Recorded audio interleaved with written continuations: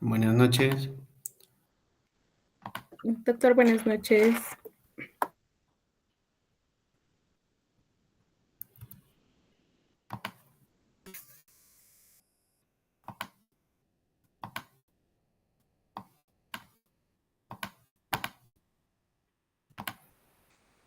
Ya, a ver, vamos a completar los temas que faltan. Son dos temas cortos, pero bueno, también son importantes. ¿Sí pueden visualizar la pantalla? Sí, doctor. Ya, ok.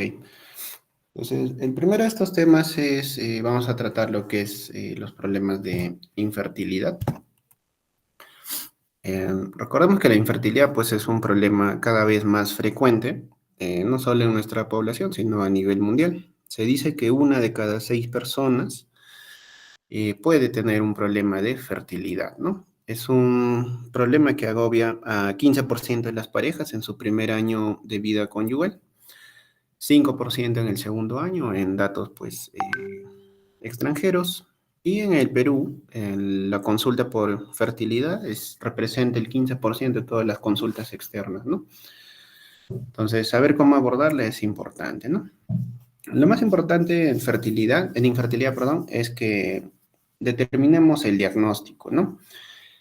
En infertilidad vamos a considerar a la incapacidad de una pareja para poder gestar después de un año de relaciones sexuales frecuentes, que es frecuente 2 a 3 veces por semana y sin el uso de métodos anticonceptivos en mujeres menores de 35 años y de 6 meses en mujeres mayores de 35 años, ¿ya?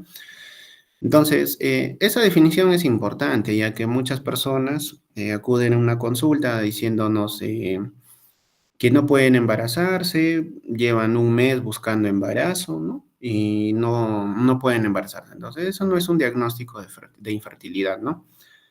Un problema de infertilidad tiene que cumplir con este criterio, ¿ya? Relaciones sexuales frecuentes que no use ningún método anticonceptivo, un año en mujeres menores de 35 años y 6 meses en mujeres mayores de 35 años, ¿ya? Entonces, con esto también, pues siempre indagar con la paciente, ¿no? Es muy frecuente que, doctor, mi esposo trabaja en mina, viene 7 días al mes, y de esos 7 días, pues tenemos 1 a 2 relaciones sexuales. Eso no es frecuente tampoco, ¿no? O sea, no encaja en un cuadro de infertilidad, ¿no? Lo otro también, si no usa métodos anticonceptivos, frecuente que alguien te diga, ¿sabe qué, doctor? No sé por qué no me embarazo si solo evito los días de riesgo, ¿no? Antes a los 18 años tuve una sola relación sexual y quedé embarazada. Ya, pues, ¿cómo se llama evitar los días de riesgo? Método de la regla, pues, ¿no? El calendario del ritmo.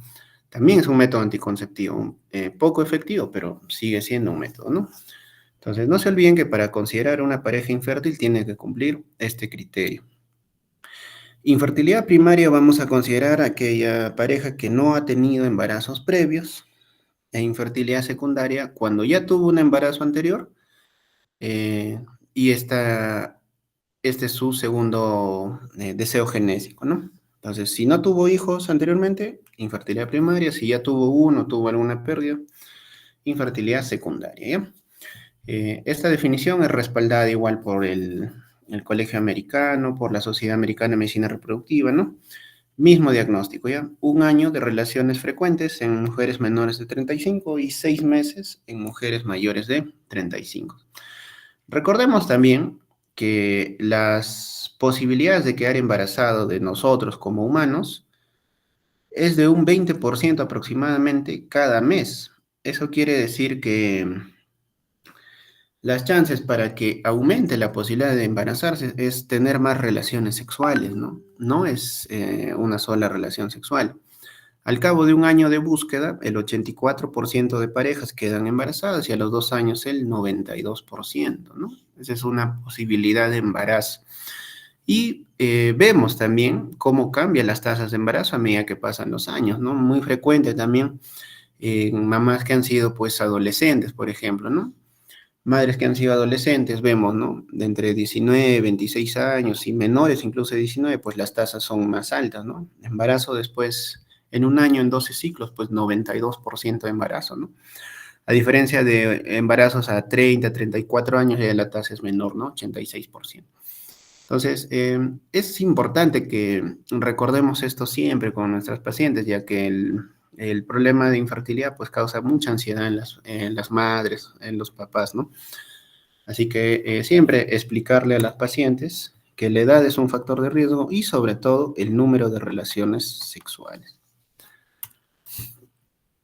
Entonces, con respecto a las causas de infertilidad, se demostró que las personas con infertilidad primaria, 78% de estas parejas tenían algún problema que se asociaba a una causa de infertilidad. Y de las mujeres con infertilidad secundaria, 21,6%. Es decir, los problemas de infertilidad primaria son más frecuentes que los de infertilidad secundaria, ¿no? Ahora, cuando evaluamos la fertilidad, tenemos que buscar los famosos factores, ¿no? Tengo que evaluar tanto al varón, a la mujer. Y de esto, pues vemos que el factor femenino es uno de los más asociados. En segundo lugar, tenemos lo que es el factor masculino y femenino, ¿no? El factor masculino también genera un gran porcentaje de infertilidad, ¿no? Entonces, pero definitivamente siempre los factores femeninos suelen ser un poco más asociados a infertilidad. Y de los factores femeninos, el más frecuente es el factor tubárico, ¿no? Problemas de la trompa. Y en menor frecuencia, la infertilidad no explicada, ¿no? De causa desconocida, ¿no? Con 3,4% de casos. Ya. Al momento de evaluar la fertilidad, tenemos que evaluar siempre estos 4 factores, ¿ya? Factor tubárico, cómo está la trompa, está permeable, no está permeable. Factor ovárico, cómo está la reserva ovárica, el número de óvulos, la función de los óvulos, pero principalmente la reserva ovárica. Factor uterino, cómo está el útero, ¿no? Tiene adherencias, tiene sinequias, tiene pólipos, tiene miomas. Y factor masculino, ¿no? También tenemos que evaluar el factor masculino. Con respecto a los factores de riesgo de infertilidad, la primera causa de infertilidad es más asociada, es la edad, ¿no? La fertilidad empieza a declinar a partir de los 30 años. En el caso de los varones empieza a disminuir a partir de los 55 años, ¿no?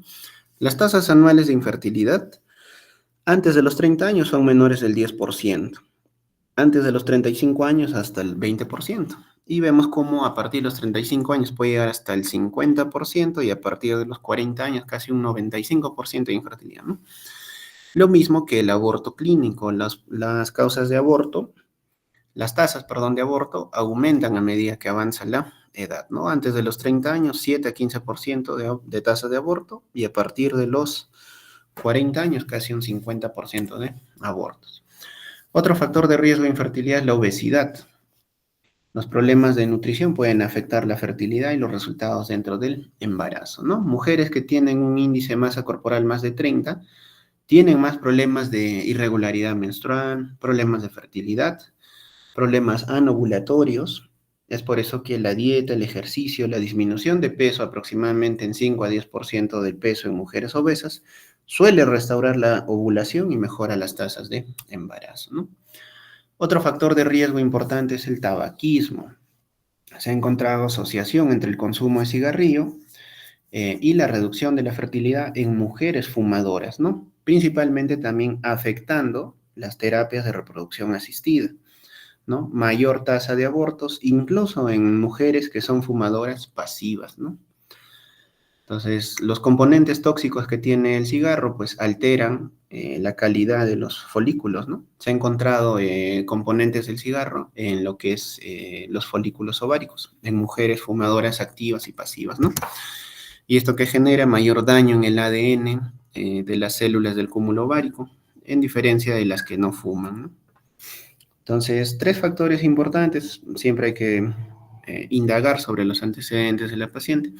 Ahora, cuando tenemos una pareja infértil, tenemos que hacer una evaluación completa, ¿no? No solo en antecedentes, sino en cómo es el ciclo menstrual, hábitos sexuales, es importante lo que les decía, ¿no? Tener relaciones sexuales 2 a 3 veces por semana. Es frecuente que vengan a la consulta pacientes que por motivos de religión o de temor, pues no tienen relaciones sexuales con mucha frecuencia, ¿no? O pacientes, como les dije, que es algo muy clásico, ¿no? El estilo de vida, el trabajo de muchos varones que salen de la ciudad, genera también problemas en el hábito sexual, ¿no? Indagar siempre sobre antecedentes de embarazos anteriores, cirugías previas, antecedentes familiares, factores tóxicos y el uso de fármacos. Cuando evaluamos a la mujer tenemos que investigar dos aspectos básicos. Hay que tener certeza de la ovulación y dos, tenemos que tener certeza de la integridad anatómica y funcional del útero y de las trompas, ¿no? Y en el caso del varón, tenemos que tener un estudio de espermatograma, ¿no?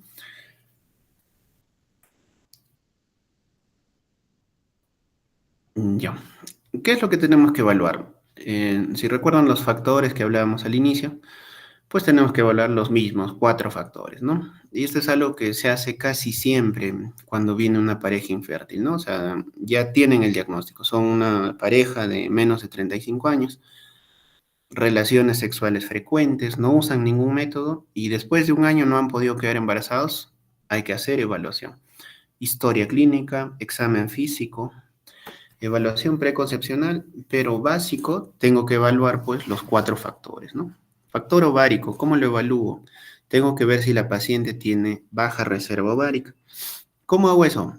Hormona antimuleriana, puedo hacer también un dosaje de FSH más estradiol, pero claramente la hormona antimuleriana es mucho mejor. O puedo valorar con un conteo de folículos centrales a través de una ecografía transvaginal, ¿no? El conteo de folículos centrales de preferencia se realiza los primeros días de la regla o los primeros días pasando la regla. Al inicio del ciclo menstrual es la mejor fecha para contar folículos. Disfunción ovulatoria, que haya un problema de ovulación, ¿no? Claramente. ¿Cómo hago un test de función ovulatoria? Con una medición sérica de progesterona, ¿no? Niveles bajos de progesterona indicarán que la paciente pues no está ovulando, ¿no? Factor tubárico. ¿Cómo evalúo la tromba? Histerosalpingografía, ¿ya? Histerosalpingografía. ¿Y cómo evalúo el factor uterino? ¿Cómo está el útero? Ecografía transvaginal, histerosonografía, histeroscopía para ver pólipos o histerosalpingografía. También me ayuda. ¿Y cómo evalúo al varón? Con un espermatograma, ¿no? Un análisis de semen. Todas las parejas que están buscando un embarazo deben pasar por un asesoramiento, ¿no? Y bueno, la famosa consulta preconcepcional.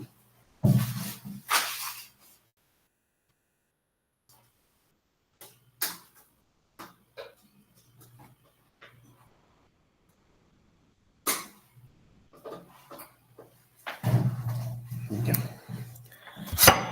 Entonces, las consultas antes del embarazo ayudan a disminuir los efectos adversos en la salud de la mamá, del feto y del recién nacido, ¿no? Mejorando lo que es factores de riesgo modificables, educando a las pacientes y educando para maximizar la fertilidad, ¿no? Incluido el momento y la frecuencia de las relaciones sexuales. ¿Qué es lo que debemos ver siempre y tener cuidado en una paciente que tenga alguna condición que pueda afectar su embarazo?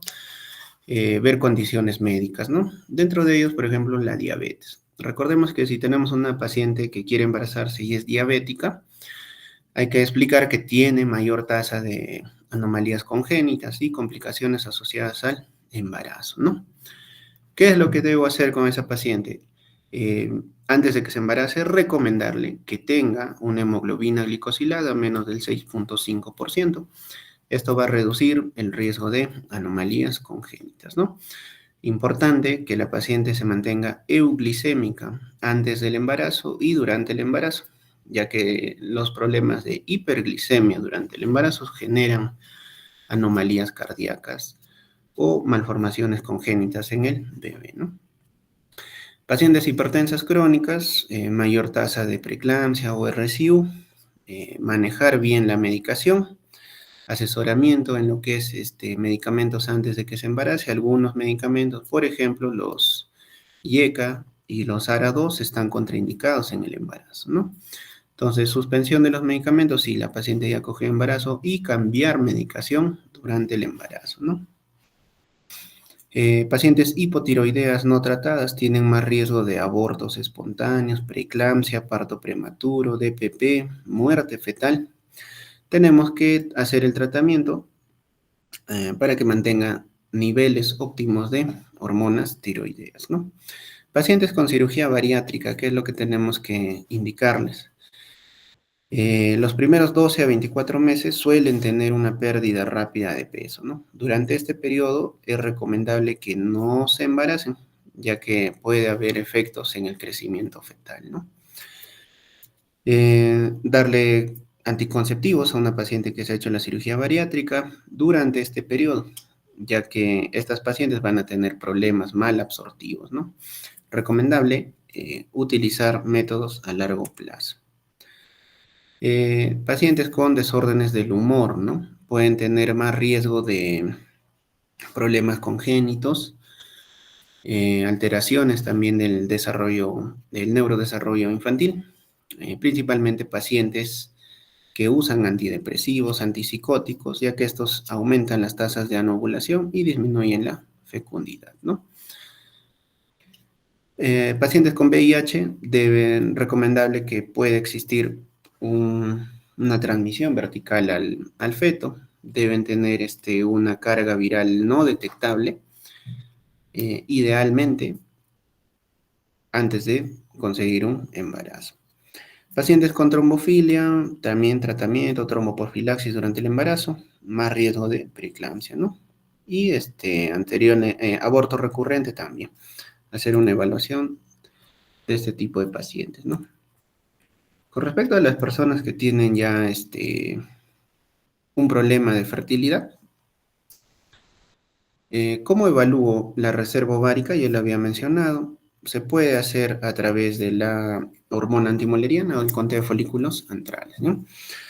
Entonces, ¿en quién voy a pensar que puede tener problemas de reserva ovárica? Principalmente, pues, mujeres que sean mayores de 35 años, ¿no? En personas jóvenes es poco probable que tengan baja reserva ovárica, a menos que la paciente tenga antecedentes de oferectomía, cirugía ovárica, que tenga endometriosis, enfermedades autoinmunes como la tiroiditis, la colagenopatías, mala respuesta a inductores de la ovulación y antecedentes familiares de infertilidad, ¿no? La reserva ovárica es un componente importante en la evaluación de fertilidad.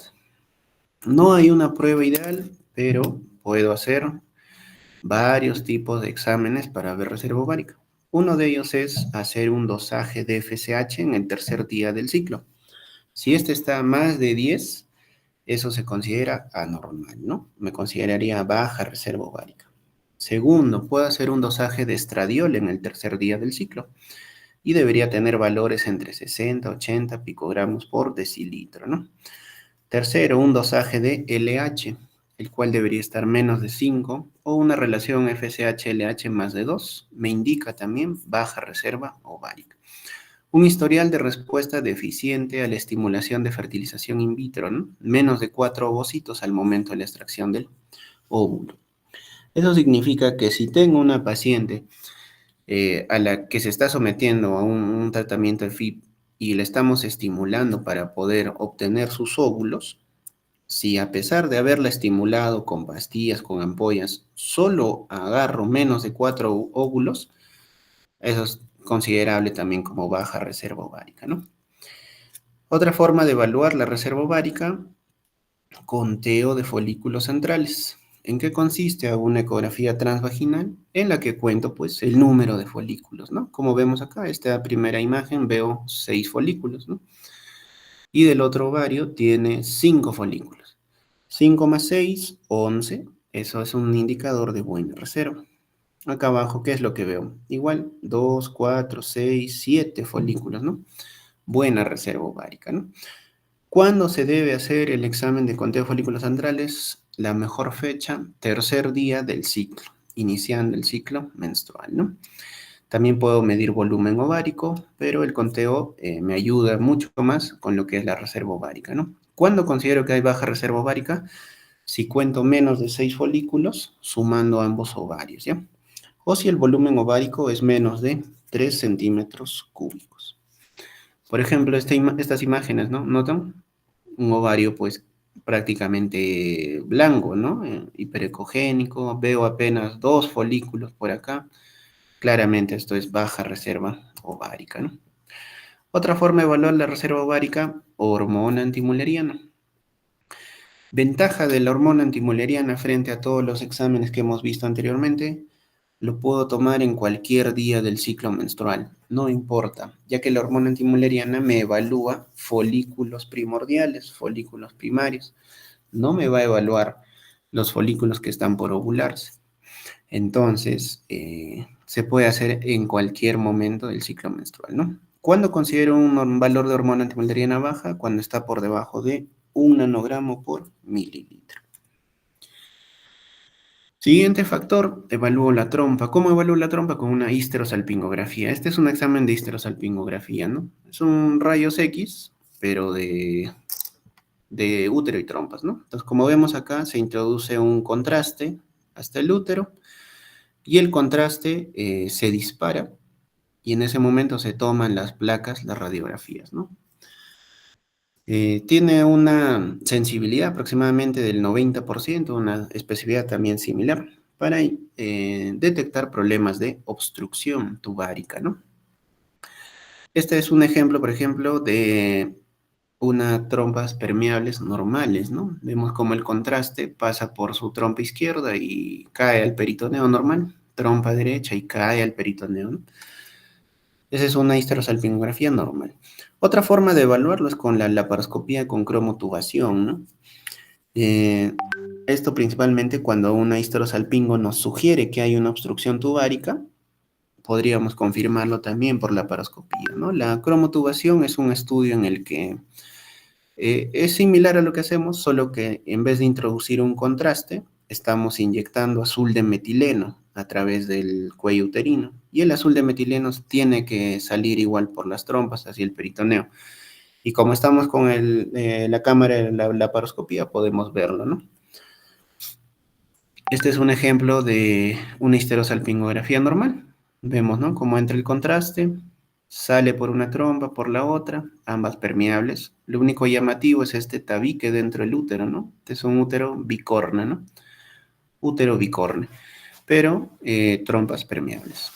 Y esta imagen de la derecha claramente es una obstrucción tubárica bilateral, ¿no? Vemos que entra el contraste y se almacena en el útero, no sale a ningún lado, ¿no? Acá está obstruida, por el otro lado obstruida, ¿no?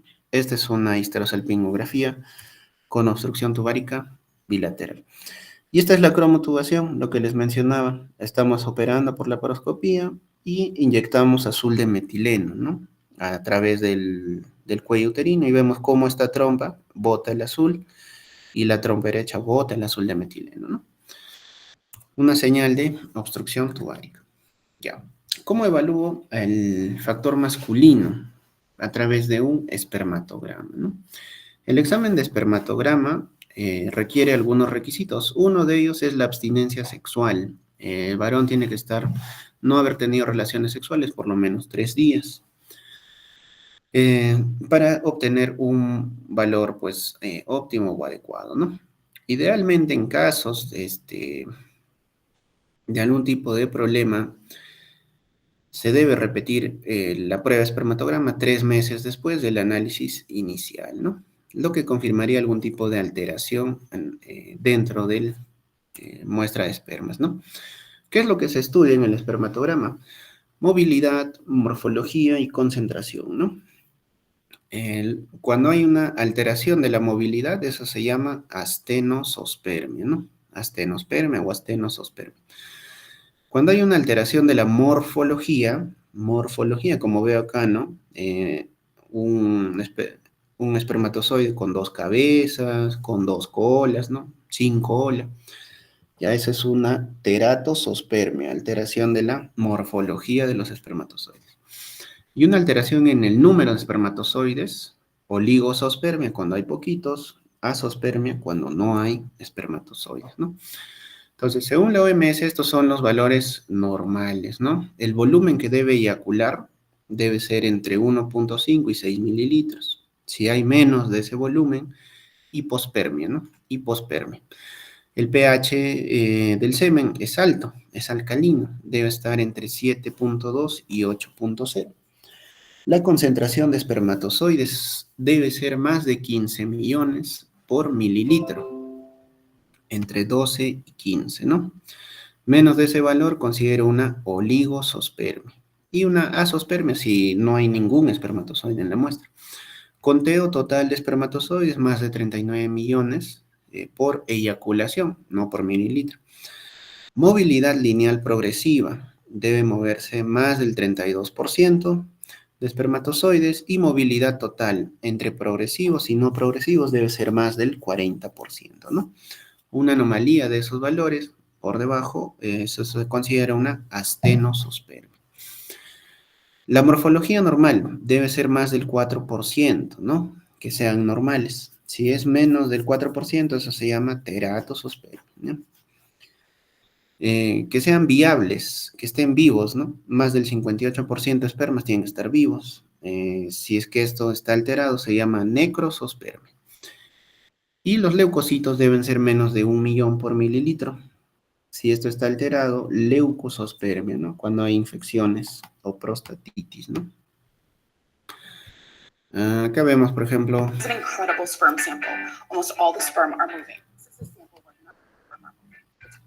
acá notamos, ¿no? Al inicio, esta es una muestra de espermatograma, todos los espermatozoides moviéndose de forma normal. Y estos están dormidos, ¿no? Todos dormidos excepto unos poquitos. Esto será una astenosospermia, ¿no?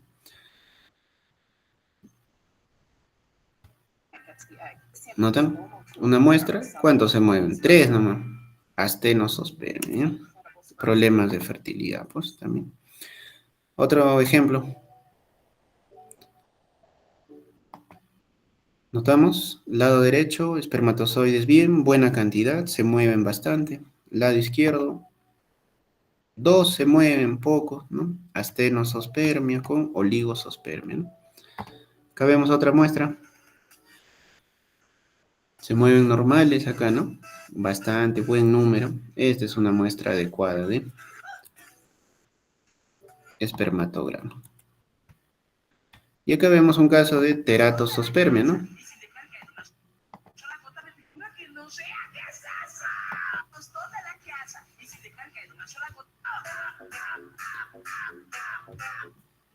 Un espermatozoide con dos cabezas, ¿no? Esto es un caso de teratosospermia, ¿no? Entonces, los problemas de espermatogramas también son frecuentes y también se debe evaluar al varón, ¿ya? Los mismos valores según la COG, no hay ningún cambio para que consideren lo que es normal. ¿Cómo evalúo el factor uterino? Tengo que ver, el factor uterino quiere decir que hay un problema entre el útero, ¿no? Anomalías uterinas como miomas submucosos, pólipos, adherencias causan problemas de fertilidad en un 15%, ¿no? La histeroscopía es el gol estándar para ver la cavidad uterina, pero también debo hacer una histerosalpingo, ecografía transvaginal y una histerosonografía, que son parte del diagnóstico inicial, ¿no? Ecografía transvaginal, fecha ideal también, segundo, quinto día de la regla, ¿no? ¿Qué problemas puedo encontrar que causen infertilidad? A través de la histeroscopía, pólipos endometriales, sinequias o adherencias, pacientes que han tenido legrados previos, miomas submucosos, adenomiosis, ¿no? También pueden producir problemas de fertilidad, ¿no? Otra forma de evaluar cómo está el útero es a través de una laparoscopía, ¿no? Me podría ayudar a ver cómo están las trompas, ya lo habíamos visto, principalmente en casos de sospecha de obstrucción tubárica, ¿no? ¿Cuándo debemos realizar una laparoscopía? Cuando tenemos una histerosalpingo que señala obstrucción tubárica, sobre todo si es proximal. Cuando se evidencia patología tributaria, tratamiento quirúrgico, por ejemplo, encuentro hidrosalpinx, ¿no? líquido en la trompa, tengo que operar para que pueda embarazarse. De manera relativa, cuando hay casos sospechosos de endometriosis, cuando la paciente ha sido estimulada con coito dirigido, inseminación intrauterina y no ha habido resultado, o si tuvo cirugías previas, también debo acompañarlo de una laparoscopía. Y esto es algo muy frecuente, ¿no? Pacientes con cirugías previas, ¿no? Cesáreas previas, apendicitis, peritonitis. ¿Qué es lo que vamos a encontrar? Adherencias en toda la parte pélvica. ¿Y qué es lo que genera la adherencia? Noten esto, ¿no? Cómo estas adherencias alteran la trompa, la forma normal de la trompa y generan una obstrucción tubárica, ¿no? También generan inflamación de toda esa zona, dificultando las tasas de embarazo, ¿no? Otra cosa que podemos ver en la laparoscopía es esto, ¿no? Implantes endometriósicos, ¿no? La endometriosis, como ven, inflama toda la región pélvica. eh, Ese proceso inflamatorio altera la calidad de los óvulos y también altera la anatomía normal. De esa forma causa infertilidad, ¿no? Otras pruebas hormonales que podemos pedir no son siempre del parte de la evaluación inicial, pero en pacientes que tengan sospecha, tenemos que hacer dosajes de prolactina, hormonas tiroideas o de andrógenos, ¿no? Hay otras pruebas que se piden, como el test postcoital, la biopsia de endometrio, anticuerpos antiespermáticos, test de clamidia, ¿no? Ecografía 4D, no deben solicitarse ya que no hay mucha correlación con la probabilidad de embarazo. Pero todos los exámenes que hemos visto de los factores, sí. Ahora, ya han visto que tienen una pareja infértil, ya han buscado las causas, ya saben cuál es la causa. ¿Qué es lo que tengo que hacer? Dos tipos de tratamiento. Tengo tratamientos de baja complejidad y de alta complejidad. Los de baja complejidad son dos. Tengo el coito dirigido o la inseminación intrauterina, ¿no? Coito dirigido, estimulo a la paciente, o sea, la hago ovular y le digo qué días debe tener relaciones sexuales, ¿no? ¿Y cómo es la inseminación intrauterina? También estimulo a la paciente, la hago ovular, pero en vez de decirle ten relaciones tal día, nosotros mismos colocamos o inseminamos con los mejores espermatozoides de la pareja, ¿no? Esa es la inseminación. Requisitos para una inseminación intrauterina: comprobar que las trompas estén permeables, ¿no? Ya que es un tratamiento en el que sí o sí al ovular tiene que pasar la trompa y llegar finalmente al útero, ¿no? Dos, que la paciente tenga una reserva ovárica adecuada. La edad y el tiempo de infertilidad también son importantes. Inducción de ovulación satisfactoria. Y en estos casos es importante el espermatograma, que la concentración de espermatozoides esté por encima de 3 millones, que haya espermatozoides móviles después de una capacitación y que la teratosospermia sea no inferior al 4%, ¿no? Entonces, que no haya un problema masculino severo, esa es la principal indicación, ¿no? Entonces, ¿en qué casos inseminar? Infertilidad masculina, cuando hay incapacidad para depositar semen en la vagina. Hay disfunciones sexuales, eyaculación precoz, vaginismo, impotencia. Y esto es algo frecuente, o sea, no es algo en realidad alejado, ¿no? Lo que les decía, hay personas que tienen temor a veces a las relaciones sexuales, mujeres que tienen temor por dolor. ¿Cómo se llama eso? Vaginismo, ¿no? La eyaculación precoz, hay parejas varones que finalmente eyaculan, ni siquiera logran la penetración y ya han eyaculado. Claramente ahí hay un problema para transportar los espermatozoides al útero, ¿no? Entonces, en estos casos es que la inseminación intrauterina es muy efectiva, ¿no? Oligoastenoteratosospermia leve, ¿no? O sea, problemas de esperma, pero leve a moderado, pero que tenga un recuento mayor de 3 millones. Casos de infertilidad femenina en las que hago inseminación intrauterina, problemas cervicales, ¿no?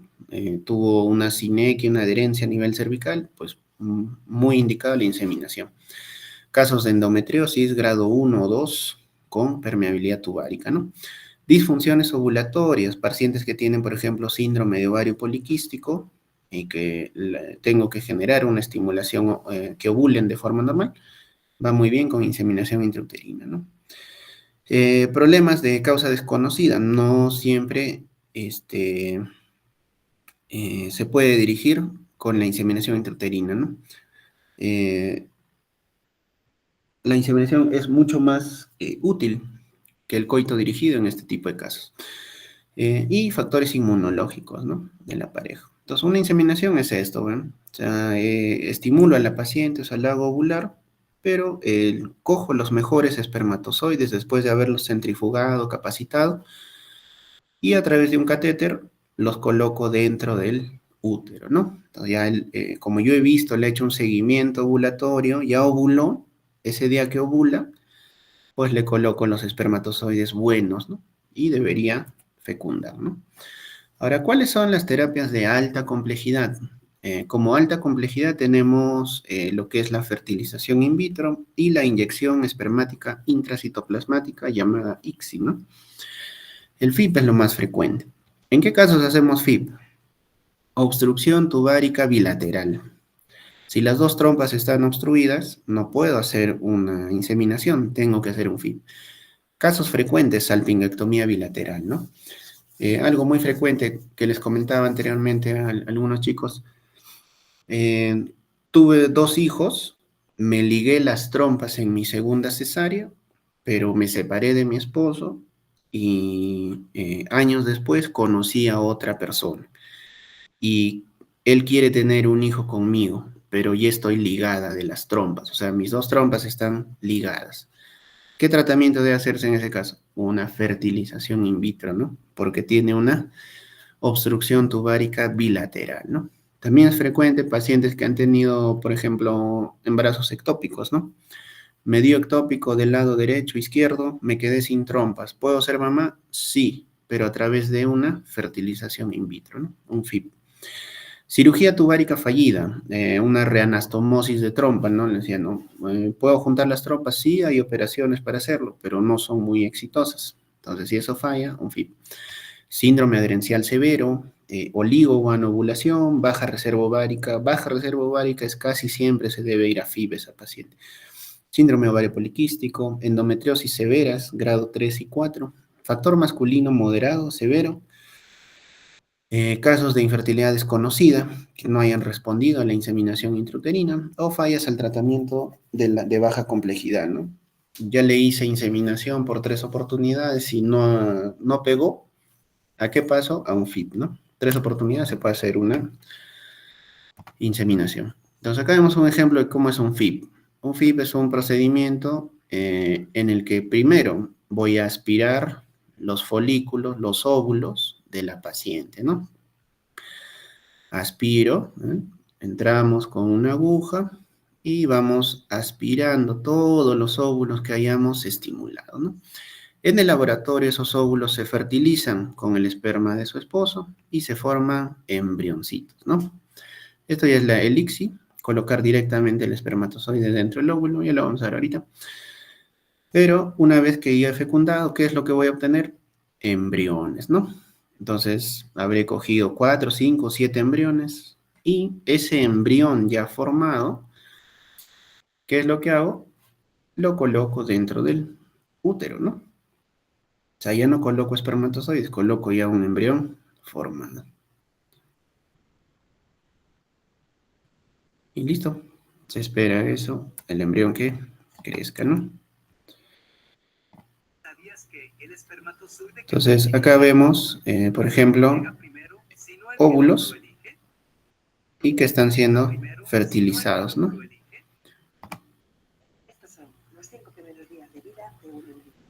Y acá empieza a crecer, ¿no? ¿Noto? Las células se van dividiendo. A los 3 días ya hay 8 células aproximadamente que se van agregando y empiezan a formar una bola compacta que llamamos módulo. Se empieza a diferenciar y se forma el blastocisto, que es lo que será el futuro embrión. Blastocisto el quinto día. Entonces, ¿a qué día se suele transferir los embriones? En estadio de blastocisto, ¿ya? Son con 5 días. De 5 a 7 días son los embriones que se transfieren. Entonces, en ese estadio se transfiere dentro del útero de la mamá, ¿no? Ahora, ¿cuándo hacer un ICSI? Cuando el factor masculino es muy severo, ¿no? Tiene muy pocos espermatozoides después de haber una capacitación, o sea, menos de 1 millón. Menos del 4% son normales, o sea, tiene bastantes espermas, pues, anormales.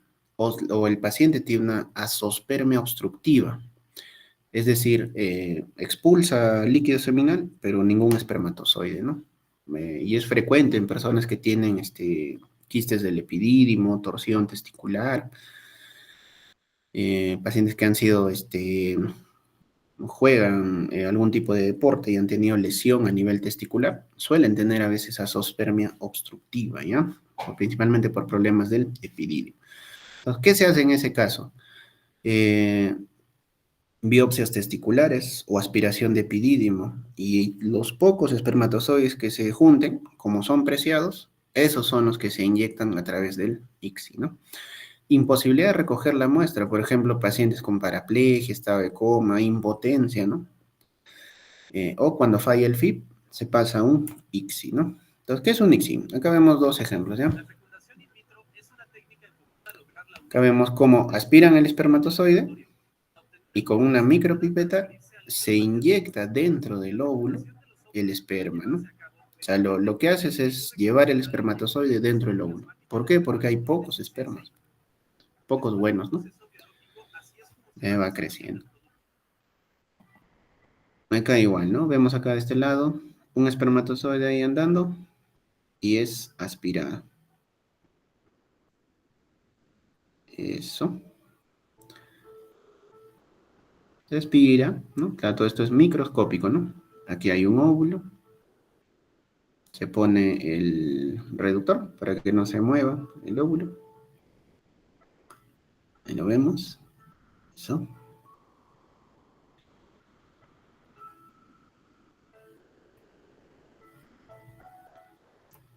Ahí está. Y como es espermatozoide, gracias a una aguja,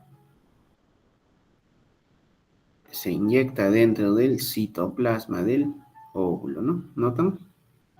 Inyección intracitoplasmática o ICSI. Se deja ahí, listo. Se espera que se fecunde, ¿no? Todos estos son tratamientos de fertilidad, ¿no? Entonces, ya saben, tienen una pareja infértil, evalúen los 4 factores: ovárico, tubárico, uterino y masculino, ¿ya? Y en vista de cuál es el problema, opten por un tratamiento de baja complejidad o de alta complejidad, ¿no? ¿Qué fármacos son utilizados en reproducción? Inductores de la ovulación, ¿no? Uno de ellos ya lo vimos, era el letrozol. Es un inhibidor de la aromatasa, ¿no? Muy útil en casos de SOP. Tiene un bajo costo, una tasa de embarazo similar a usar gonadotropinas. Dosis de 2.5 a 5 miligramos por día por 5 días, ¿no? El protocolo extendido suele ser hasta 10 días. Tengo que hacer, cada vez que yo estimulo a una paciente, tengo que hacerle un monitoreo ecográfico, ¿no? Cómo van los óvulos, están creciendo, no están creciendo. Y cuando ya están creciendo, es decir, tengo un folículo que mida más de 18 milímetros, o sea, uno que esté por ovular, le tengo que administrar HCG, hormona gonadotropina coriónica. Esto, ¿qué va a generar? Gatillar la ovulación, ¿no? O sea, estimula la ovulación. Eficacia de ovulación, un 80%, y de embarazos, 20% por ciclo, ¿no? Tiene mejor tasa de embarazo que el citrato de clomifeno. ¿Cómo se hace una estimulación con letrozol? Empiezo el segundo día de la regla, ¿no? Segundo, tercer, cuarto, cinco, sexto día. La dosis depende de lo que necesite la paciente, ¿no? 2.5 o 5 miligramos. Y después de eso, ¿qué hago? Todo lo que está marcado, debo hacer un seguimiento folicular, ¿no? El sexto día, el noveno día, el 11º día, tengo que ver cómo va el crecimiento de los folículos. Y si encuentro uno que mida más de 18, que eso puede pasar aproximadamente el día 11, le coloco una ampolla de HCG, 5.000 unidades internacionales. ¿Y eso qué va a generar la HCG? Que se produzca la ovulación. Entonces, el día 14, ¿sabe qué, señora? Si hago un coito dirigido, tenga relaciones sexuales 13, 14, 15, señora, y debería embarazarse, ¿no? O si hago una inseminación intrauterina, ¿sabe qué? Venga el 14, y ya para el 14 he cogido los mejores espermas y insemino, ¿no? Y una prueba de embarazo 2 semanas después debería salir positiva, ¿no? Citrato de clomifeno, ¿no? ¿Cómo actúa? Principalmente se une a los receptores estrogénicos del hipotálamo. De esta forma, inhibe o genera un bloqueo del feedback negativo del estradiol, ¿no? Por lo que estimula la secreción de GnRH y la GnRH va a estimular la producción de FSH, ¿no? O sea, bloquea el receptor de hipotálamo y eso hace que produzca más GnRH, ¿no? También es vía oral, dosis bajas, se inicia con 50 miligramos al día por 5 días, máximo 150 miligramos por día. No debemos pasar 750 miligramos por ciclo, ya que existe riesgo de toxicidad. Misma forma de utilizarlo, ya hacer seguimiento ovulatorio hasta que encuentre uno de 18 milímetros y le gatillo la ovulación. ¿Cómo se usa? Igualito que el letrozol. Y gatillo la ovulación con HCG. Otra forma de estimular, gonadotropinas, ¿no? Lo que les mencionaba. Tenemos las menopurinas, las gonadotropinas menopáusicas humanas. Tenemos la FSH recombinante o la LH recombinante, que son sintéticas. ¿Cuál es su principal función? Pues son gonadotropinas, estimulan el crecimiento de los folículos, ¿no? Análogos GnRH también puede utilizar, evitan el pico endógeno del LH, generan una liberación inicial de gonadotropinas, ¿no? Y los antagonistas GnRH generan un bloqueo reversible del receptor de GnRH sin activarlo, ¿no? Otro medicamento que usamos, la HCG, la gonadotropina coriónica humana, desencadena la ovulación, ya que es similar a la LH, ¿no? ¿Cuándo desencadena la ovulación? 36 horas tras la administración. Entonces, cuando generamos una estimulación de la paciente para que ovule, existe un problema que es a veces complica la vida, ¿no? Como el síndrome de hiperestimulación ovárica. Esto es por una respuesta exagerada del ovario a los tratamientos de fertilidad, ¿no? No es tanto con los medicamentos orales, más es cuando usamos gonadotropinas endovenosas, ¿no? O intramusculares. Pero es un problema que es similar a un shock. Aumenta el tamaño de los ovarios, hay extravasación de líquido hacia los tejidos a tercer espacio, por lo tanto genera edemas. Edema pulmonar es lo más complicado. Hinchazón del abdomen, leucocitosis, edemas en abdomen, ¿no? Factores de riesgo para un SHU, o sea, un síndrome de hiperestimulación ovárico, que sea una mujer joven, menos de 30 años, que tenga bajo peso corporal, que tenga síndrome de ovario poliquístico, niveles elevados de estradiol, número de folículos elevados de tamaño intermedio, instauración del embarazo y mayor riesgo si este es múltiple, y mujeres que han desarrollado hiperestimulación en ciclos previos, ¿no? El gatillar a veces con HCG, después de haber estimulado a la paciente, genera la liberación del factor de crecimiento endotelial vascular. ¿Y esto que genera? Una proliferación del endotelio y una angiogénesis, ¿no? Esto va a liberar óxido nítrico, que es un potente vasodilatador, lo que va a generar también aumento de la permeabilidad vascular y una vasodilatación periférica, ¿no? Esta vasodilatación va a generar extravasación hacia tercer espacio, hacia otros órganos, y me va a generar derrame pleural, lo que va a desencadenar distrés respiratorio, ascitis, problemas a nivel hepático, hipercoagulabilidad, tromboembolismos, y a nivel renal, pues me va a generar una insuficiencia renal aguda, ¿no? El síndrome temprano es entre 3 y 7 días y el tardío entre 12 y 17 días, ¿no? Entonces, si notan esta fisiopatología, ¿a qué se parece? A un shock, bueno, a un shock. Entonces, los síntomas que pueden ser son iguales, como un shock. El leve, pequeña distensión abdominal, dolor abdominal leve, y el ovario es menos de 8 centímetros. El moderado, el ovario va entre 8 y 12, pero ya empieza a tener ascitis, náuseas, vómitos. El severo ya es el que viene con oliguria, hemoconcentración, hiponatremia, trastornos de la coagulación, hidrotórax, derrame pleural. Y el ovario está más de 12. Y el crítico, cuando tenemos ascitis a tensión, hidrotórax severo, hematocrito más del 55%, leucocitosis, fallo renal, accidente tromboembólico, síndrome de estrés respiratorio del adulto, ¿no?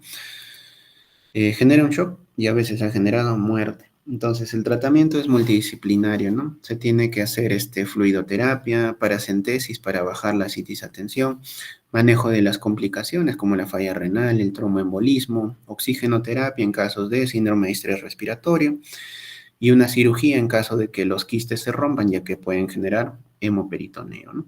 Como vemos acá, folículos muy estimulados, rodeados de líquido, ¿no? De ascitis, ¿no? Entonces, manejo de shock, ¿no? Fluidoterapia, básico a la cabeza.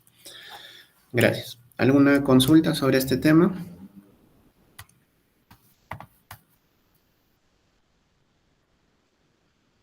No, doctor.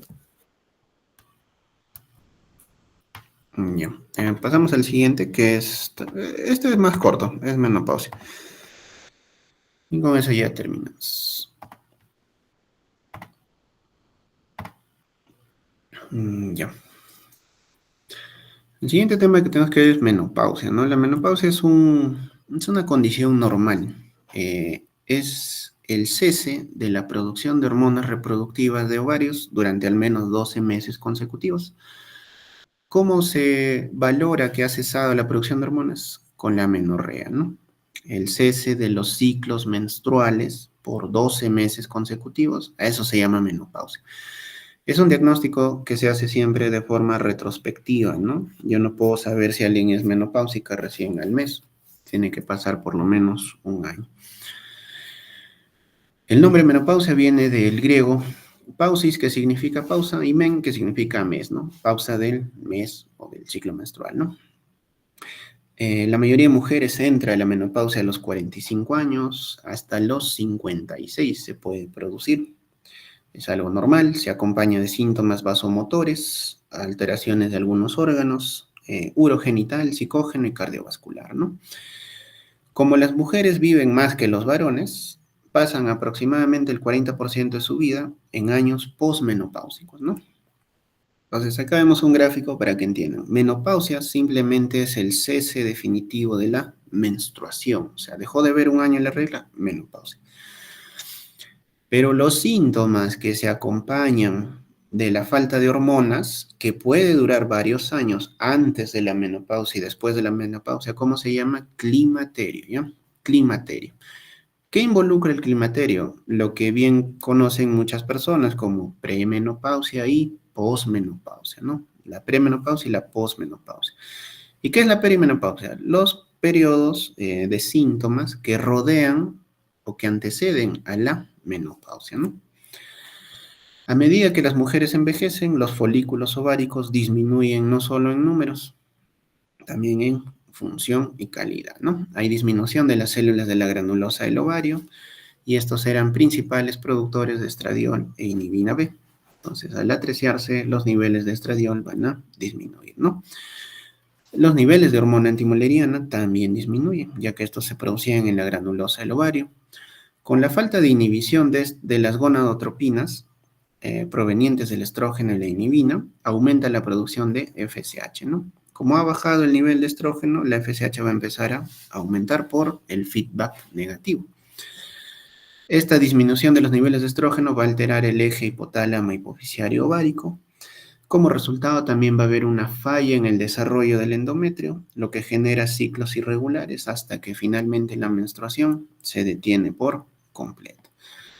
Entonces, ¿qué es lo que sucede en una mujer premenopáusica? ¿Recuerdan el eje? GnRH en el hipotálamo estimula FSH y LH en la hipófisis y esto en los ovarios, ¿no? La producción de estrógeno genera un feedback, tanto el FSH como la GnRH, y lo que es la inhibina y activina generan un feedback directo a la hipófisis, ¿no? Al no haber producción de estrógeno, la FSH empieza a aumentar y al no producirse tampoco inhibina o activina, estos niveles de FSH se disparan muy alto, más de lo normal. El síntoma menstrual inicial es una fase folicular acortada, ¿no? Antes de la menopausia empiezan a tener menstruaciones más frecuentes, pero en poca cantidad. Después de esto, la duración del ciclo menstrual empieza a aumentar. Puede empezar a tener problemas de anovulación, sangrado uterino anormal, perimenopáusico, hasta que finalmente la menstruación se va a detener, ¿no? Los niveles de testosterona no cambian significativamente al inicio de la menopausia, lo que genera un aumento de la proporción de testosterona con respecto al estrógeno, y esto genera síntomas de hiperandrogenismo antes de la menopausia. Es por eso que en la perimenopausia es frecuente los problemas de acné. La menopausia puede ocurrir debido a procedimientos quirúrgicos también, por ejemplo, una oferectomía bilateral, ¿no? Tuvo una operación por cáncer de ovario, se tuvo que retirar los dos ovarios, va a estar en menopausia, porque ya no va a haber la regla, ¿no? Por deprivación hormonal, ¿no? También se puede causar por otro tipo de condiciones, como la endometriosis, quimioterapia contra el cáncer, el uso de agentes alquilantes, la radiación, enfermedades crónicas como el VIH o terapias antiestrogénicas, ¿no? Suele comenzar entre 45 y 56 años. Alrededor de las mujeres experimentan una menopausia natural temprana, que ocurre entre los 40 y 45 años, ¿no? Antes de los 40 años, eso se le llama fallo ovárica precoz o menopausia prematura, que sí amerita siempre estudios hormonales, ¿ya? Pero es normal que alguien entre a la menopausia a partir de los 40 años. La mayoría de ellas lo va a hacer a los 45. Es un proceso fisiológico normal. Recuerden que es algo normal. Las mujeres envejecen, al igual que el número de folículos. El número de folículos va a disminuir rápidamente y esto va a generar un efecto directo en la FSH, ¿no? La LH no va a aumentar, ya que no va a haber mayor problema, no va a haber ovulación, pero los niveles de FSH van a empezar a aumentarse por la disminución de estrógeno. Los niveles de testosterona, ya sabemos, no solo a nivel ovárico, sino a través de las glándulas suprarrenales, suelen aumentar o suelen estar más elevados que los niveles de estrógeno, ¿no? Más del 80% de mujeres van a tener síntomas de menopausia. Y esto va a cambiar de acuerdo a factores ajenos, por ejemplo, la dieta, tabaquismo, el origen étnico, problemas médicos, personas que se han ejercitado, el nivel socioeconómico, el índice de masa corporal y la salud ginecológica en general. Entonces, acá tenemos un resumen de qué sucede en la menopausia. Vemos que a la cabeza tenemos una disminución del número de folículos, ¿no? Al disminuir el número de folículos, ¿qué pasa al inicio de la menopausia temprana? Los niveles de inhibina B van a disminuir, generando una alteración del feedback negativo de la hipófisis e hipotálamo. Por lo tanto, la FSH empieza a aumentar. ¿Qué hace esto? Un reclutamiento folicular temprano, lo que hace que haya ciclos menstruales con fase folicular corta, es decir, ciclos más cortos, ¿no? Empieza a sangrar más, a tener más ciclos, pero en menor cantidad. Menopausia temprana, perimenopausia, ¿no? ¿Qué sucede ya después, llegando a este momento de la menopausia? Disminuye el número de folículos reclutados, por lo tanto, disminuye la ovulación, disminuye las células de granulosa al no haber folículos. Al no haber granulosa va a empezar a disminuir los niveles de estradiol. Este descenso de estradiol y de hormona antimuleriana empieza a alterar ya un poco lo que es la LH y disminuye la globulina fijadora de esteroides sexuales, ¿no? Y ya acá empieza a disminuir también los niveles de andrógeno. En la posmenopausia, al disminuir la ovulación, disminuyen los niveles de progesterona, no se produce el cuerpo lúteo, que genera que los sangrados sean más escasos, ¿no? Poco sangrado y los ciclos empiezan a espaciarse al no haber ovulación. Más que todo esto es para que entiendan que en la premenopausia es frecuente los sangrados más seguidos, pero en la posmenopausia se va agotando y se va espaciando los ciclos menstruales, ¿no? ¿Qué pasa a nivel de los ovarios, no? Al momento de nacer, las niñas suelen tener más de 1 millón de folículos. Al momento de la pubertad, entre 250.000 y 400 folículos, pero en la menopausia estos folículos empiezan a envejecer y genera todos estos cambios a nivel ovárico, ¿no? Hay cambios en los telómeros, las mitocondrias y otros componentes del ovario que generan pues un envejecimiento ovárico a nivel celular, ¿no? Cambios urogenitales de personas con menopausia. Vemos acá algo muy llamativo que es la atrofia, ¿no? hay cambios a nivel de la vulva y de la vagina, se produce inflamación de las mucosas con eritema, con friabilidad, hay un aumento del pH vaginal, de las células parabasales y un estrechamiento del introito, además de adelgazamiento labial, disminución de la profundidad y la anchura de la vagina. Notemos claramente cómo es un tejido vaginal normal, ¿no? Noten que las capas, el epitelio es pues grande, es vascularizado, ¿no? ¿Qué pasa en la menopausia? Atrofia vaginal, ¿no? El tejido epitelial se va a atrofiar, se adelgaza, se agrieta, se inflama, ¿no? Hay hiperqueratinización de la capa externa, disminución del glucógeno, se adelgaza el epitelio, se aplana la capa basal, se degrada el colágeno y disminuye la vascularización, por ende genera sequedad vaginal, ¿no? Bueno, este es un estudio más que todo de cómo cambian, por ejemplo, las terapias regenerativas como el láser CO2 en casos de atrofia vaginal, ¿no? En caso de atrofia acá severo, al inicio como el epitelio delgado, y a medida que se hacen sesiones de láser, pues rejuvenece, ¿no? El famoso rejuvenecimiento vaginal, que es mejorar la atrofia, ¿no? A nivel de la vagina. Entonces, ya sabemos que la menopausia es un periodo normal, natural, pero un 80% de mujeres en menopausia va a tener síntomas. ¿Qué síntomas tiene una mujer con menopausia? Síntomas vasomotores, síntomas urogenitales, síntomas cardiovasculares y síntomas óseos. ¿Y por qué se presenta todo esto? Todo va por la disminución del estradiol, ¿no? Al disminuir el estrógeno, se presentan todos los síntomas. Entonces, los síntomas vasomotores, que son los más frecuentes, ocurren porque el descenso de estradiol aumenta los niveles de norepinefrina y de serotonina. Estos dos van a generar una alteración del sistema termorregulador del hipotálamo, ¿no? Y esta alteración que genera bochornos, sofocos, ¿no? Hot flashes, sudores nocturnos, alteración del sueño, depresión y cansancio durante el día, ¿no? Los síntomas vasomotores son los que suelen asociarse mucho a cambios en la calidad de vida de la paciente, ¿no?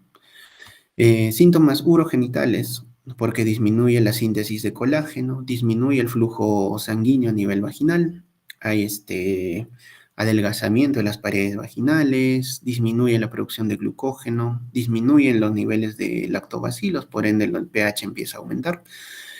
Y este adelgazamiento del tejido vaginal, ¿qué va a generar? Mayor incidencia de prolapso, de incontinencia, y los cambios de pH vaginal y la disminución de la secreción vaginal va a desencadenar la atrofia vaginal, ¿no? ¿Cómo se siente la atrofia? Mayor sequedad vaginal, más irritación, más infecciones y dispareunia, ¿no? Disminuye los niveles de estrógeno, ¿y qué es lo que va a pasar a nivel cardiovascular? Aumenta los niveles de colesterol total. Disminuye los niveles de prostaciclinas, ¿no? Vasodilatadores, y aumentan los niveles de vasoconstrictores como endotelina, ¿no? La angiotensina, que genera vasoconstricción, mayor riesgo de aterosclerosis, mayor riesgo de infarto de miocardio. Y a nivel óseo, ¿qué va a pasar? La apoptosis de osteoclastos disminuye, ¿no? Por el contrario, aumenta la actividad osteoclástica. ¿Y esto en qué genera? Una mayor resorción ósea, ¿no? Que la resorción ósea sea mayor que la formación ósea, ¿no? Disminuye la secreción a través de los osteoblastos, aumenta la maduración de osteoclastos y esto genera finalmente osteoporosis, ¿no? Entonces, en este cuadro también podemos ver cómo tratar, ¿no?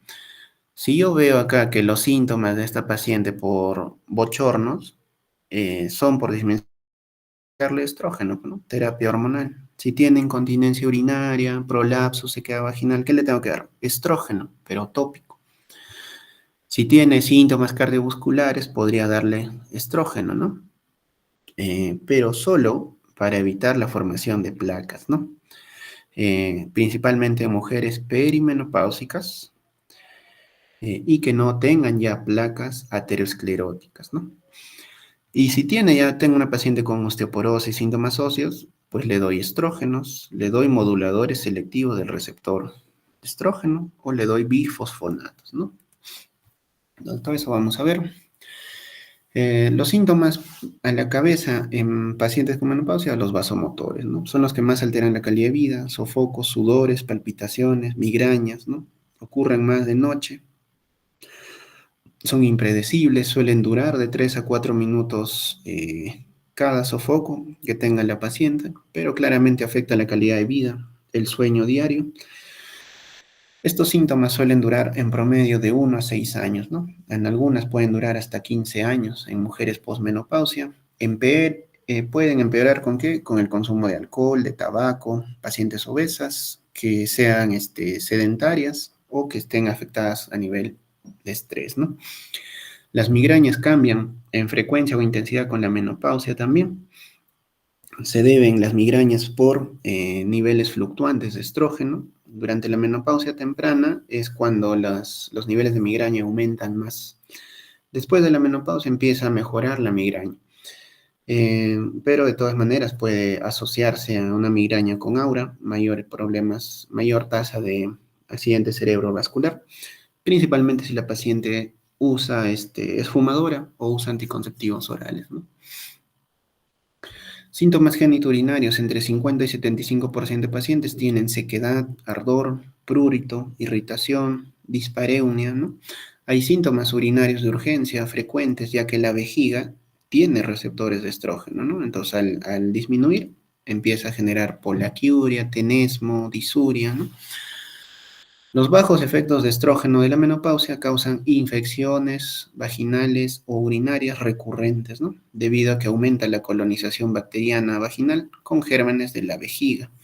¿Y esto por qué? Porque se altera el pH en la menopausia, ¿no? La incontinencia urinaria no se relaciona directamente a la disminución del nivel de estrógeno, pero sí se relaciona al sobrepeso, la diabetes, la edad avanzada, ¿no? Y hay disminución de la función sexual, ¿no? Síntomas psicógenos, ¿no? Es muy común llamarle a una mujer, pues, de mayor edad, pues, menopáusica, ¿no? ¿Por qué? Porque tiene episodios de ira, irritabilidad, ansiedad, tensión, depresión, ¿no? Tienen ganas de llorar constantemente, pérdida de la concentración, pérdida de la autoestima, de la confianza. Entonces, 7 de cada 10 mujeres en menopausia suelen tener estos síntomas, ¿no?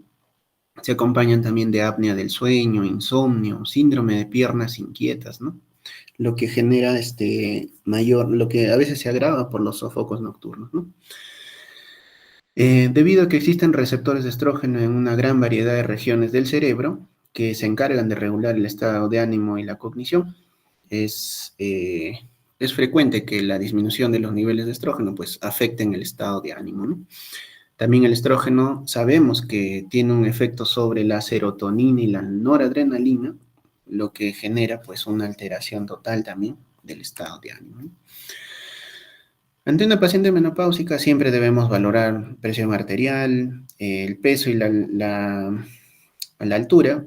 Suele aumentar de peso las pacientes en la menopausia y eso es algo clarísimo. Cuando su cuerpo deje de producir estrógeno, es un síntoma muy común, el aumento de peso, ¿no? Las mujeres con menopausia suelen ganar 2 kilos durante el periodo de transición de la menopausia, ¿no? Y generan también una disminución de la altura. Esto se asocia a la osteoporosis, ¿no? A nivel de mamas, aumenta el depósito de grasa, aunque hay una involución después de la menopausia, ¿no? Y los cambios vaginales, pues se asocian a sequedad, atrofia vaginal, ¿no? También tienen artralgia, sarcopenia, pérdida de la masa, de la función, de la fuerza muscular. A nivel del sueño, dificultad para conciliar el sueño, rendimiento cognitivo también se altera, ¿no? Tienen ya problemas con el aprendizaje, ¿no? Una disminución temporal del rendimiento cognitivo, ausencia de aprendizaje. Con respecto a la función sexual, pues el deseo está disminuido, al igual que la función, y esto a veces va de la mano de la dispareunia, ¿no? De la sequedad, del dolor con la relación. ¿Qué va a pasar a nivel óseo? Vimos que hay una mayor resorción ósea, perdón, y una pérdida ósea en general, ¿no? Entonces, lo que genera que la densidad mineral ósea disminuya. Y esto a veces empieza años antes de que empiece la menopausia, ¿no? La deficiencia de estrógenos aumenta la actividad de los osteoclastos, generando un desequilibrio entre osteoclasto y osteoblasto, ¿no? ¿Cómo hago el diagnóstico? Como menciona acá, todo esto es de una guía de la COG y del Instituto Nacional de Salud de Estados Unidos. Generalmente yo no requiero pruebas de laboratorio para un diagnóstico de menopausia, ¿no? O sea, tengo una paciente de 50 años que me dice, ¿sabe qué, doctor? Tengo bochorno, tengo sofoco, he dejado de ver la regla hace un año. No voy a pensar que está embarazada, ¿no? No voy a pensar que tenga un problema de hiperprolactinemia. Claramente es una paciente que está en la edad de ser menopáusica, ¿no? Pero si quiero hacer un diagnóstico, o principalmente puedo hacerlo en casos de, ¿en qué casos sí sería importante hacer un diagnóstico de menopausia? Una menopausia precoz, ¿no? Paciente de 30 años que empiece, que deje de ver la regla, con bochornos, con sofocos. Claramente me importa saber si está en ese periodo. Entonces, ¿cómo haría ese diagnóstico? FSH sérica elevada. Por lo general, más de 30 es un indicador objetivo de menopausia. Y los niveles de estradiol, menos de 20 picogramos por mililitro, también van a sugerir menopausia, ¿ya? Entonces, estos dos son los más importantes para hacer el diagnóstico. Me puede ayudar dosar inhibina B, hormona antimuleriana, pero no es muy útil, la verdad. Lo más frecuente es usar FSH y estradiol. Las pruebas hormonales deben realizarse al menos 2 semanas de suspender los medicamentos hormonales. No son útiles al usar algún tipo de hormona. Pero esto, para que quede claro, no es necesario por lo general hacer un diagnóstico, pero si necesito hacer el diagnóstico por algún motivo, como les dije, principalmente una menopausia química, ¿no? O una menopausia precoz, FSH y estradiol es lo que tengo que dosar. ¿Cuál es el tratamiento de la menopausia, no? Según la Sociedad Norteamericana de Menopausia, el tratamiento de la menopausia va en torno a minimizar los síntomas que perturban a la paciente y prevenir complicaciones a largo plazo. Es decir, no le voy a dar a todo el mundo que está en la menopausia, sino a aquella que tiene síntomas que alteran su calidad de vida y aquellas pacientes en las que yo tenga que prevenir complicaciones a largo plazo. Por ejemplo, alguien que tiene osteoporosis y tengo que evitar las fracturas patológicas, le tengo que dar hormonas, ¿no?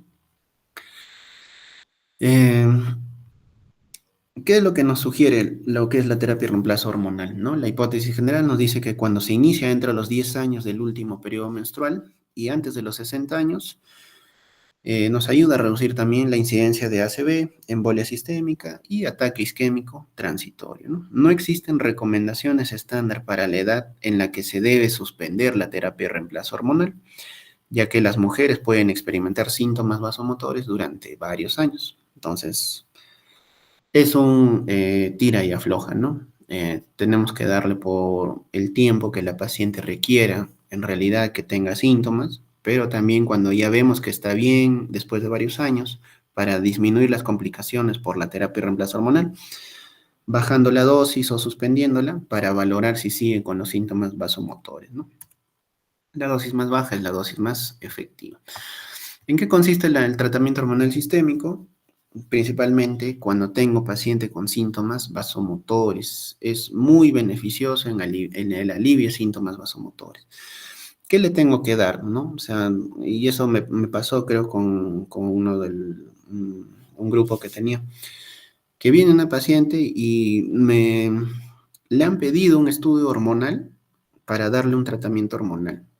No va, o sea, no necesitan un estudio hormonal para indicarle hormonas a la paciente que está en menopausia, ojo.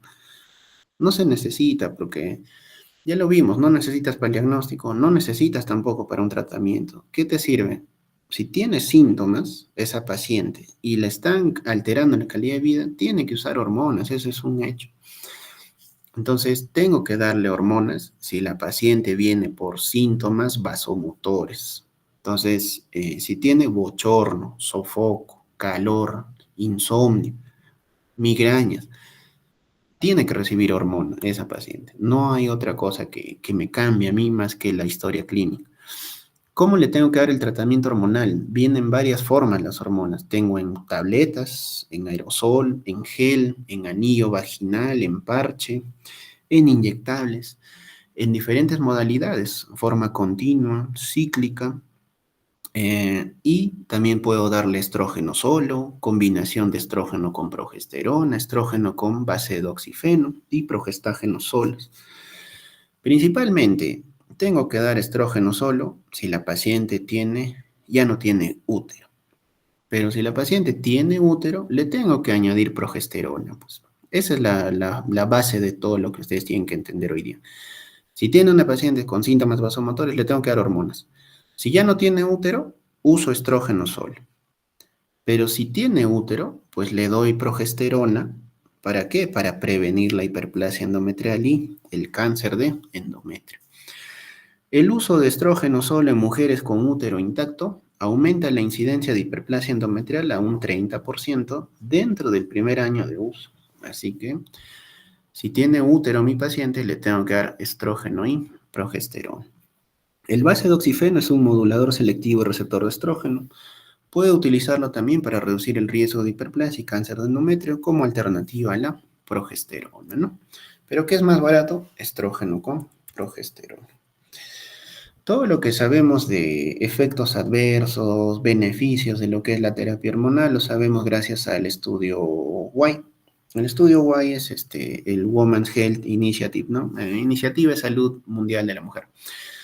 Ya desarrollada hace muchos años, consideró y estudió cuáles son los beneficios y efectos adversos en personas que han usado terapia de reemplazo hormonal usando estrógeno solo o usando estrógeno con progesterona, ¿no?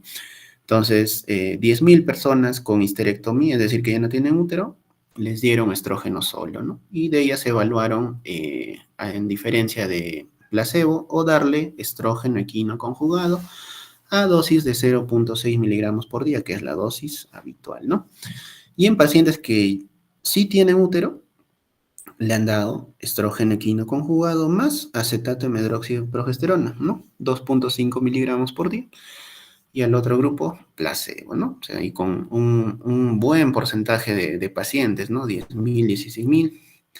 ¿Y qué es lo que ha encontrado? Uno, que los puntos iniciales, ¿no? La terapia de reemplazo hormonal es efectiva, es muy efectiva para aliviar síntomas vasomotores. Pero hablamos de efectos adversos. ¿Qué problemas puede tener darle terapia de reemplazo hormonal a este tipo de mujeres? Vemos de rojito, es la terapia combinada, ¿no? Estrógeno más progesterona, y de azulito solo estrógeno, ¿no? Darle estrógeno con progesterona tiene más riesgo de que enfermedad coronaria del corazón, ¿no? Que también aumentaba el riesgo. Cáncer invasivo de mama, lo principal que se ha encontrado, ¿no? O sea, y es algo que las mujeres ya tienen casi presente, ¿no? Doctor, si uso hormonas me va a dar cáncer. Es posible, sí, aumenta el riesgo, ¿no? No aumenta mucho el riesgo, pero sí lo aumenta. Pero, ¿cuál es la terapia de reemplazo hormonal que aumenta más el riesgo de cáncer de mama? La combinada. Darle estrógeno con progesterona. Pero si le doy estrógeno solo, no aumenta mucho el riesgo, ¿ya? De igual manera vemos, a diferencia del combinado, ¿qué es lo que aumenta más cuando le doy solo estrógeno solo? Cáncer colorectal, cáncer de endometrio. Aumenta más casos de fracturas. Lo que es efectos coronarios, ACV, embolia pulmonar, y la mortalidad en general no se ha visto muy afectada por el uso de la terapia de reemplazo hormonal, ¿no? En general, tal vez lo más llamativo son los tipos de cáncer, ¿no? Entonces, las conclusiones de este estudio fueron, si vamos a usar hormonas, utilizarla para prevención de enfermedades crónicas no son soportadas por los hallazgos que ha habido, ¿no? Sí se ha demostrado que ha incrementado el riesgo de ACVs, tromboembolismo, piedras en la vesícula, incontinencia urinaria, pero irrespectivamente fuera de la edad. Es una opción razonable para el manejo de síntomas menopáusicos moderados a severos en mujeres jóvenes. Utilizar en mujeres de mayor edad, ¿para qué? Para síntomas vasomotores, ya que ellas tienen también más riesgo de eventos cardiovasculares, ¿no? Utilizar estrógeno con progesterona en mujeres con útero intacto, los riesgos superan a los beneficios. Utilizar estrógeno solo en mujeres con histerectomía, los riesgos y los beneficios son más favorables en mujeres jóvenes.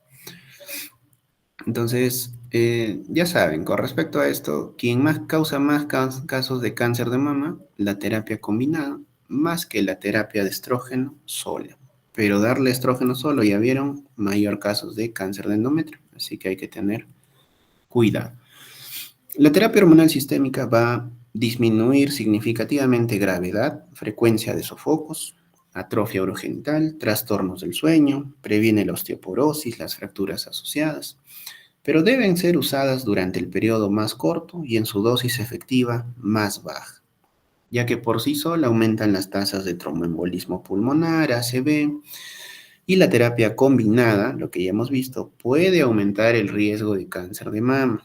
Sin embargo, el aumento absoluto del riesgo de mujeres en menopausia temprana es mínimo.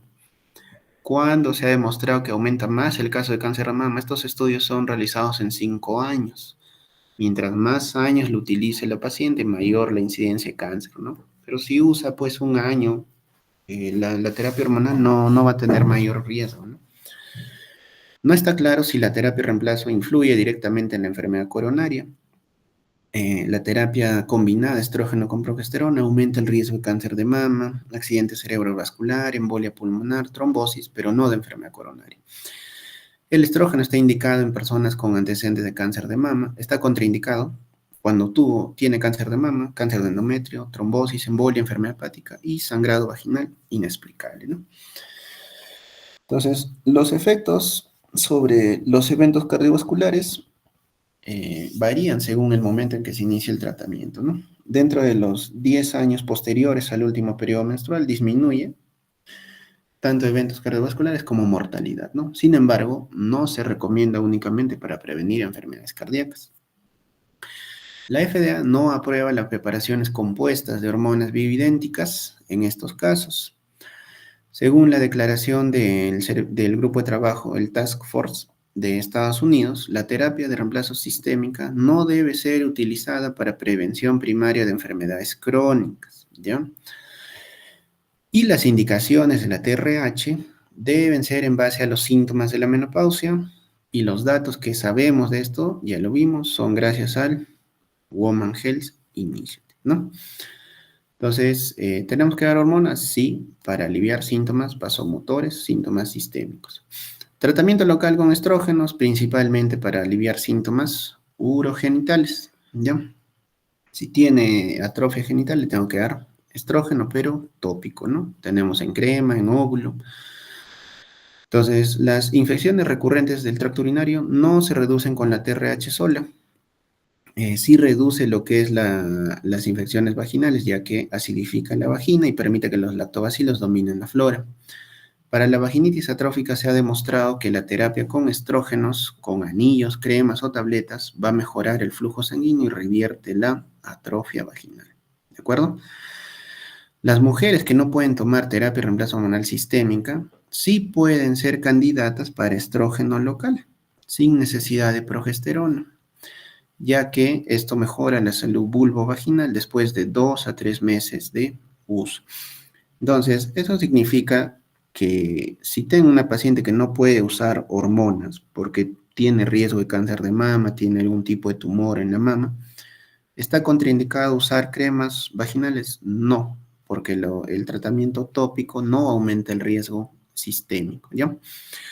Otros medicamentos que se puede utilizar, la dehidroepiandrostendiona vaginal, también es útil, aunque no está en el Perú. Ospemifeno oral se está usando para la dispareunia y la terapia con láser, ¿no? Lo que les mencionaba, como un rejuvenecimiento de piel a nivel vaginal para mejorar los síntomas de atrofia. Moduladores selectivos del receptor de estrógeno, como el tamoxifeno, raloxifeno, basedoxifeno, tienen diferentes mecanismos de acción. Principalmente son útiles también en el síndrome genitourinario de la menopausia, ¿no? Tratamientos no hormonales para personas con menopausia, inhibidores selectivos de la recaptación de serotonina, ¿no? Tenemos ahí la gabapentina, tenemos la paroxetina, el escitalopram, la venlafaxina, ¿no? También que son antidepresivos para tratar síntomas vasomotores, ¿no? También la paroxetina es el único medicamento aprobado por la FDA para estos síntomas, que suelen disminuir una semana después de iniciar el tratamiento. Puedo dar gabapentina también en dosis de 900 a 2400 por día. Reducen los sofocos. La clonidina también es útil y la oxibutinina también se ha demostrado que alivia los bochornos. Tratamiento específico para la osteoporosis, pues tengo que dar bifosfonatos en pacientes con menopausia, ¿no? También puedo usar denosumab, suplementos de calcio y vitamina D, ¿no? Los bifosfonatos van a actuar inhibiendo la acción de los osteoclastos y disminuyen la resorción ósea. Son seguros, son eficaces en el tratamiento de la osteoporosis, ¿no? Existe el riesgo de desarrollar hueso adinámico si uso dosis altas y por un periodo prolongado. El denosumab es un anticuerpo monoclonal que va a inhibir también la acción osteoclástica y aumenta la densidad ósea, ¿no? Reduce el riesgo de fracturas patológicas y su administración es a través de inyecciones subcutáneas.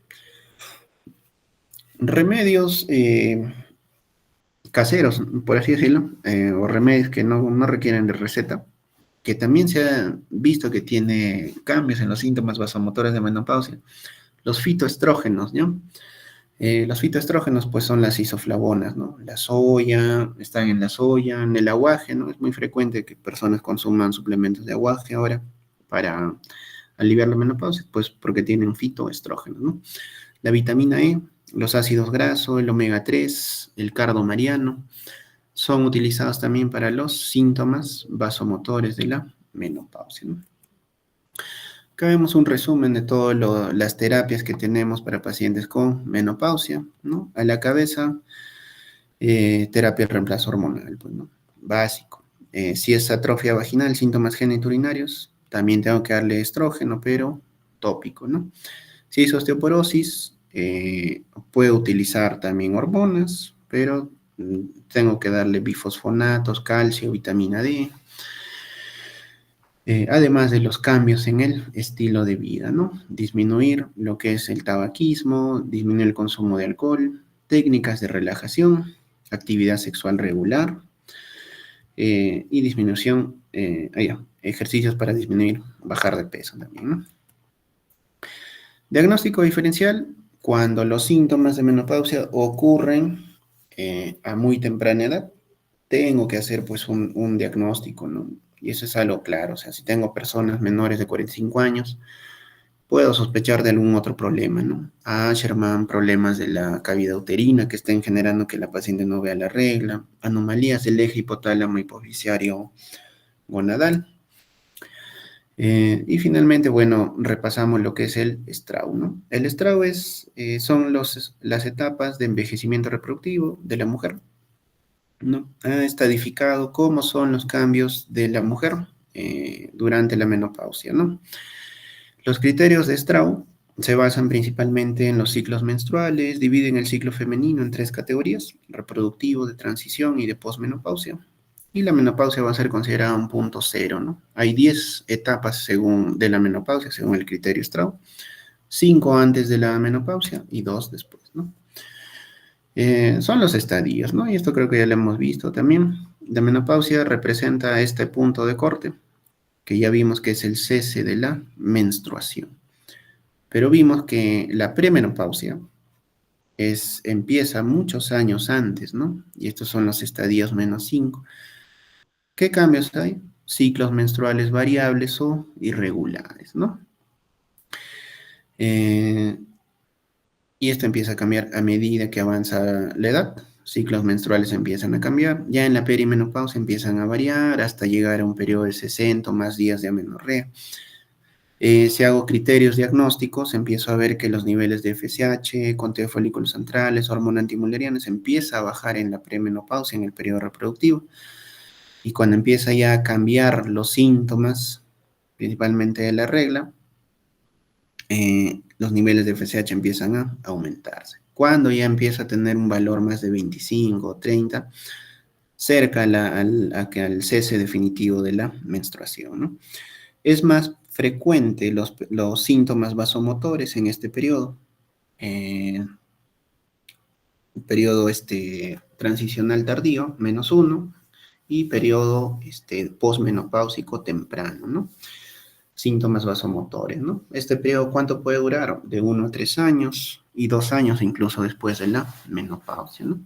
Y ya en la posmenopausia temprana, algunos valores empiezan a estabilizarse, sin embargo, los síntomas notamos que van a incrementar considerablemente a partir del tercer a sexto año síntomas genitourinarios, ¿no? Entonces, síntomas vasomotores suelen durar varios años, pero son cerca al periodo de menopausia. Y ya pues en la posmenopausia tardía vemos más síntomas genitourinarios, ¿no? Aquí vemos qué sucede en cada periodo. Y finalmente, bueno, el pronóstico va a depender del tiempo que dure, ¿no? Los síntomas vasomotores suelen durar hasta 7 años, pueden continuar hasta 10 años, depende de eso qué tanto se altera la calidad de vida, ¿no? Complicaciones a largo plazo en pacientes con menopausia, enfermedad cardiovascular, la osteoporosis, ¿no? Que es frecuente. Y debemos educar siempre a la paciente con cambios en el estilo de vida, principalmente dejar de fumar, en 150 minutos de ejercicio cardiovascular por semana, dieta saludable, mantener un peso saludable. Deben sentirse cómodas siempre si tienen dispareunia. Se recomienda anticoncepción hasta el día de menopausia, entre los 50 y 55 años, ya que esto es algo que se desconoce en realidad la edad concreta en la que termina la capacidad reproductiva, ¿no? La terapia de reemplazo hormonal no es un anticonceptivo. Si hay síntomas menopáusicos molestos, debe siempre acudir a un médico. Y no se recomienda, según la FDA, uso de terapias hormonas bioidénticas, ¿no? Ya que faltan todavía datos sobre la eficacia, ¿ya? Gracias. ¿Alguna pregunta sobre este tema?